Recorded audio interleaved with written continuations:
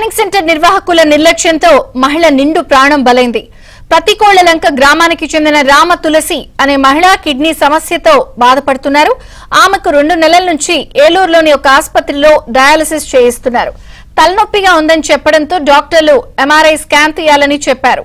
దీంతో రామ తులసి ఆమె భర్త కోటేశ్వరరావు కలిసి సుస్మిత డయాగ్నోస్టిక్ సెంటర్ కు వెళ్లారు. గతంలో ఆపరేషన్లు జరిగాయా, ఐరన్ రాడ్లు ఉన్నాయా వంటి వివరాలు తెలుసుకుని నిర్వాహకులు స్కానింగ్ చేయాలి. గతంలో ఆమెకు ఆపరేషన్ చేసి పేస్ మేకర్ అమర్చారు అన్న నిర్లక్ష్యంగా ఎంఆర్ఐ స్కానింగ్ మిషన్ లోకి పంపించారు. దీంతో స్కానింగ్ మిషన్ లోనే భర్త కళ్లెదుటే భార్య రామ తులసి ప్రాణాలు విడిచింది.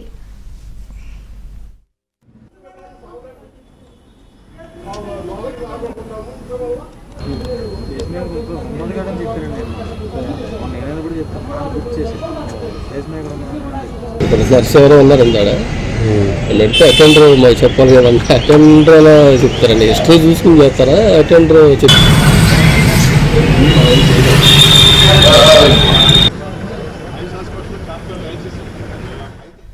అయినప్పటికీ స్కానింగ్ సెంటర్ నిర్వాహకులు ఆమె బతికే ఉందని, ఆసుపత్రికి తీసుకెళ్లాలని అంబులెన్స్ ఏర్పాటు చేశారు. అప్పటికే ఆమె మృతి చెందిన విషయం గ్రహించిన బంధువులు ఆసుపత్రి వద్దకు చేరుకుని ఆందోళన చేపట్టారు. ఏలూరు 2 టౌన్ పోలీసులకు ఫిర్యాదు చేశారు. దీంతో స్కాన్ సెంటర్ నిర్వాహకులపై కేసు నమోదు చేశారు. ఉన్నతాధికారుల ఆదేశాల మేరకు సుస్మిత స్కాన్ సెంటర్ ను జిల్లా వైద్య ఆరోగ్య శాఖ కార్యాలయ అధికారిని నాగరత్నం పరిశీలించారు. సెంటర్ కు షోకాజ్ నోటీస్ జారీ చేస్తామన్నారు. ఉంటే నేను ఆవిడ కేకేస్తే కదలదని చెప్పండి, కదిలితే ఎంఆర్ఐ స్కానింగ్ రాదు అన్నారండి. అయితే కాకేశారండి. వచ్చి బయటికి అయిపోయింది ఏంటో తెలియదు, వచ్చారండి. వచ్చి వాళ్ళ బయటికి పంపించారండి. బయటికి తీశారు. తీసిన తర్వాత బొగ్గ మీద ఆ మోహం గిలుతున్నారు, అవి గిలుతున్నారు, ఈ ఏమంటే ఇక్కడ పేస్ మేకర్ ఉంది, గుద్దమోహం అంటే పర్లేదులే అన్నారండి.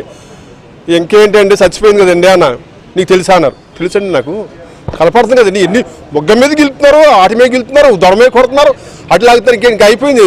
నోరు ఎలకిచ్చే ఆలిచ్చేసిందండి. కళ్ళు రెప్పలు అలా ఇడిపోయినాయండి. చచ్చిపోయింది కదండి అంటే నువ్వు డిసైడ్ చేసేస్తావు అన్నారు. డిసైడ్ చేయటం డిసైడ్ అండి అన్న. మీరు అంటే ఆయుష్ హాస్పిటల్కి తీసుకెళ్తామండి అన్నారు. వద్దండి, మీరు పంపించాక చూస్తున్నారు, ఇక్కడి నుంచి పంపేస్తా చూస్తున్నారు మీరు, మేము తీసుకెళ్ళాం. దీని సంగతి తేలాలని